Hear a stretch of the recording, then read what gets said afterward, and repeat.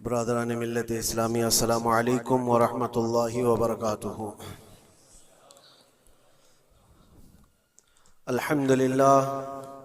अल्हम्दुलिल्लाहिल हन्नानिल mannan अल्लज़ी खलक़ल इंसान व अल्लमहुल बयान वस्सलातु वस्सलामु अला रसूलिही सय्यिदिल इंसी वल जान व अला आलिही व अस्हाबिही ज़विल खैरि वल इहसान, अम्मा बअद। फ़अऊज़ु बिल्लाहि मिनश शैतानिर रजीम। बिस्मिल्लाहिर रहमानिर रहीम। वज़ुरिबत अलैहिमुज़्ज़िल्लतु वल मस्कनतु वबाऊ बिग़ज़बिन मिनल्लाह ज़ालिका बिअन्नहुम कानू यकफ़ुरून बिआयातिल्लाहि व यक़्तुलूनन नबिय्यीन बिग़ैरि हक़्क़ ज़ालिका बिमा असौ व कानू यअतदून। सदक़ल्लाहु मौलानल अज़ीम।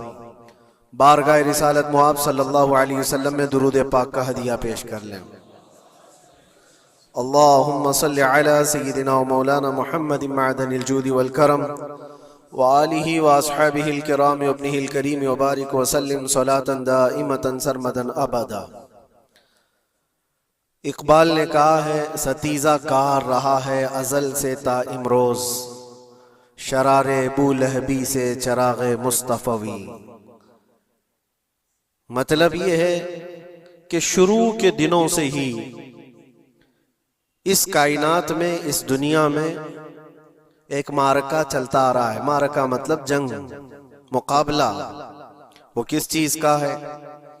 इकबाल कहता है, सतीजा कार रहा है अज़ल से ता इमरोज, शुरू से लेके आज तक एक मुकाबला चलता आ रहा है। वो मुकाबला किसका है? शरारे बूलहबी से चराग़े मुस्तफ़वी का। मुस्तफ़ा करीम सल्लल्लाहु अलैहि वसल्लम की चिराग की रोशनी का मुकाबला अबू लहब की शरारतों के साथ।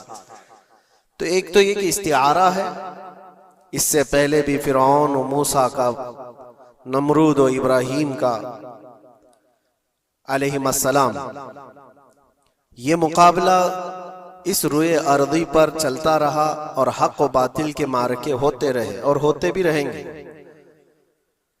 फी जमाना हम जो हालात देख रहे हैं पूरी दुनिया में, आज जंगों के हालात जो पेश किए जा रहे हैं, लोग तो अब ये खबरें ऐसे सुन रहे हैं, किसी के यहाँ बम गिरने की, मिसाइल गिरने की, तो ऐसा लग रहा है जैसे बच्चे पटाखे फोड़ रहे हैं। लोग यहाँ खबरें लेकर के मजे ले लेते हैं, फिर फॉरवर्ड कर देते हैं।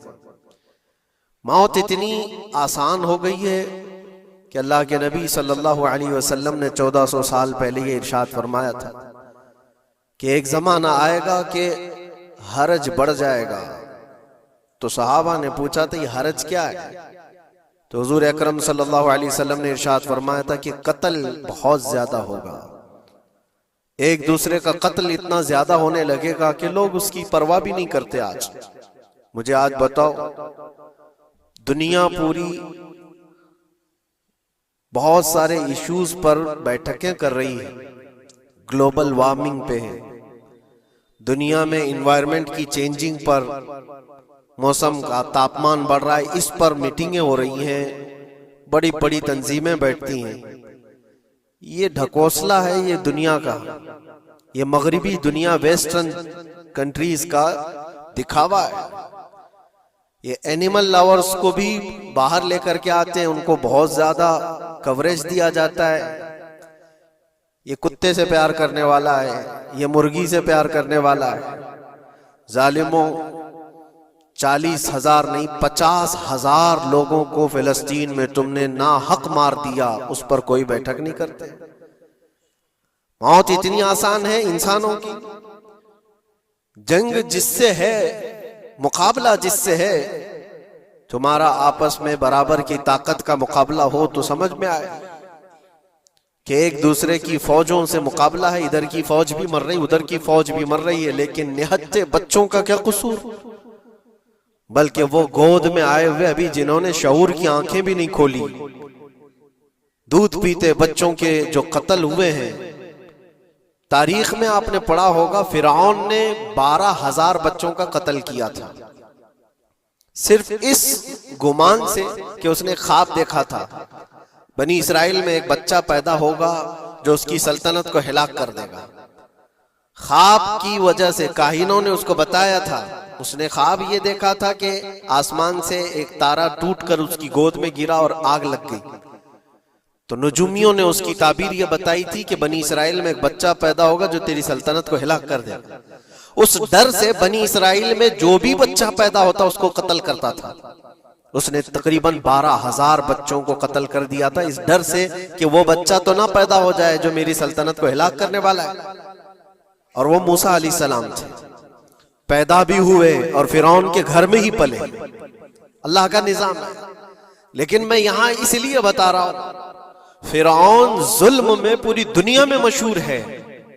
वो औरतों को भी जालिम इस तरह से मारा है कि जिसकी तारीख में मिसाल नहीं मिलती। लेकिन मैंने अपनी जिंदगी में देखा, आज के जमाने में इजराइल नाम से एक नाजायज हुकूमत पर काबिज शख्स ने 12,000 नहीं 50,000 लोगों को साल भर में कत्ल कर दिया। ये तारीख का भयानक चेहरा है। आज लोग इसको हल्के में ले रहे होंगे, न्यूज वाले एक तरफा रिपोर्ट करते हैं क्योंकि इनको इनके बाप दादाओं से डर है, जहां की खाते हैं वहां की गाते हैं। लेकिन बाद को ये सच्चाइयां जनरेशन में मुंतकिल होती रहेंगी। कभी तो आएगा कोई इंसाफ की नजर रखने वाला। और इंसानियत का कत्ल कितना बड़ा कत्ल है। एक शहर के 50,000 लोगों को कत्ल कर देना, और ऐसे कि वहां की इमारतें पूरे राख के मलबे में चली गई। सदियां लग जाती एक शहर को बसने में, एक घर को बनाने में आदमी की अपनी जिंदगी गुजर जाती है। क्या क्या अरमानों से घर बनाते हैं, लेकिन एक पल में किसी का घर उजाड़ दिया, उसके सामने तड़पते हुए उसके बाप की लाश हो, मां की लाश हो। वो तस्वीरें क्या आपने नहीं देखी कि एक बाप छोटी सी बेटी को लेकर के दौड़ रहा है तो उसका बेटा अलग पैर और हाथ जले हुए बम से तड़प रहा है।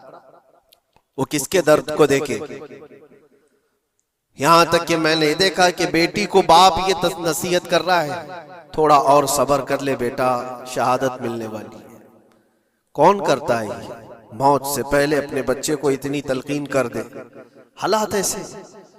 दूसरे एक, वहां पर खाने पीने की ऐड कोई जा नहीं सकती, उस पर पाबंदी। दवाइयां ना जाए, उस पर पाबंदी। दुनिया का कोई कानून इस चीज को जायज ठहराता है? मुझे बताओ, आतंकवाद का राग अलापने वाले इन बातों को क्या कहेंगे? इंसानियत अगर कहीं है तो उसका तस्वुर तो करो। किसी के फंडामेंटल राइट्स होते हैं, बेसिक राइट्स होते हैं, खाना पीना, ये उसका इंसानी हक है। दुश्मनी तुमसे जिनकी है उनके साथ मुकाबला करो, आम शहरियों के साथ नहीं। मुखबिर सादिक रसूल अकरम सल्लल्लाहु तआला अलैहि वसल्लम की तालीमात देखो। जिहाद को लेकर जो प्रोपेगेंडा तुम फैलाते हो और हर चीज को जिहाद का लफ्ज दे करके एक ऐसा नैरेटिव क्रिएट करते हो कि लोगों के दिमाग में एक प्रोपेगेंडा फैल जाए। आओ मैं तुम्हें सुनाता हूँ, रसूल पाक सल्लल्लाहु तआला अलैहि वसल्लम जब सहाबा जिहाद में जाते तो उनको किन बातों की तलकीन करते थे। सबसे पहले मुजाहिदीन सहाबा से कहते, जिस जगह तुम जा रहे हो मुकाबला तुम्हारा जिनके साथ है उन्हीं से मुकाबला करना।